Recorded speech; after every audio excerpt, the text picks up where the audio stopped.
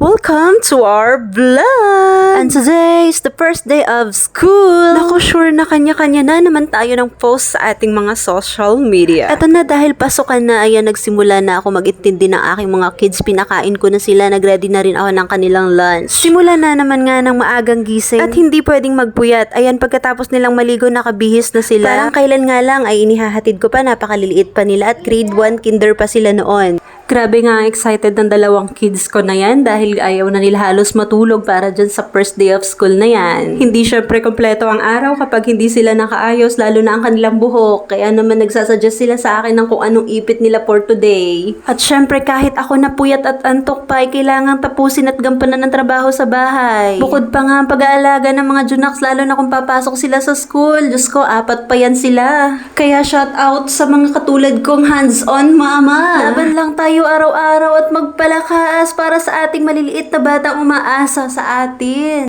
At sa wakas nga ay natapos din at ito na paalis na sila, papasok na nga sila. At sakto, nakita ko nga pala si Baby Shark sa loob. Hindi ka kasama. Oy, bumaba ka dyan. Mabuti nga at nakinig agad si Baby Shark at bumaba agad. Ayan, di na ako pinahirapan. At syempre kasama ang aking asawa, siya ang magmamaneho dahil siya ang teacher doon sa school nila. At ayan lamang for today's video. Magbabantay muna ako ng milk tea namin. Bye-bye!